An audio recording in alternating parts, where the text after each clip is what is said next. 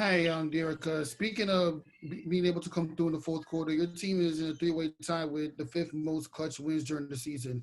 What do you think is the whole reason behind that?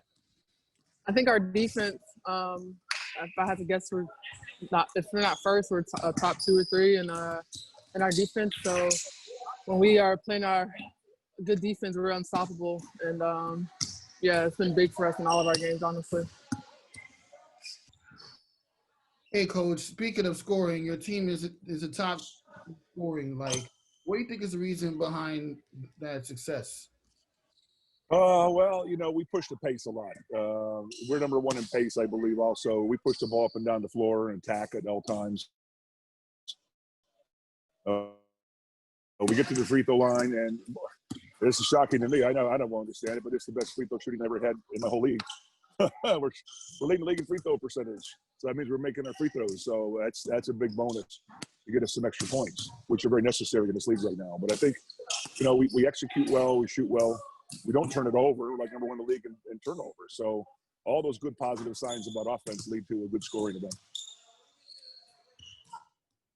Hey, Angel Wilson.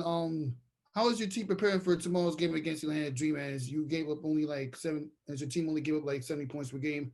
How is the defense able to is going to be able to replicate that in this matchup coming up?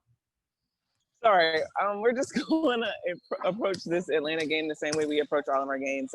It's within our system, and we're just going to lock down on our shell defense and make sure that we come up on the O boards. They can't have a lot of O boards. I know last night you saw a lot of that.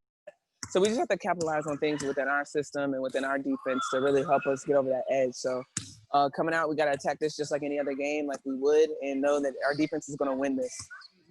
This year is basically the focus on social justice. And like, what was it like being involved with the WNBA on pause for the past couple of days to reflect on everything that's been going on outside of basketball? It was tough. That day was very, very hard for me. Yes, we were supposed to reflect, but it was just, it was at a moment where I'm like, I feel like I've been reflecting my whole adult life and it was tired. I was tired of it. I was drained. I was emotionally drained, mentally drained, because I'm just tired of seeing it. And it's becoming, it's like people are just normal. Like it's just a norm, and there's no way that should be possible.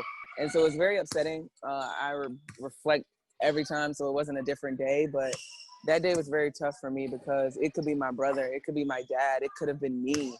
And to think that, it just doesn't sit right with me. So, we know change doesn't happen overnight, but, you're making different steps like forward. And Angel always said, planting seeds so we know that this cannot happen again. I don't want my daughter or my son in the future going through what we're going through right now, because that's what my dad and my parents look at. So it was very, very hard, but we're professional athletes, and we're going to use our platform in a way that, you're going to hear us regardless.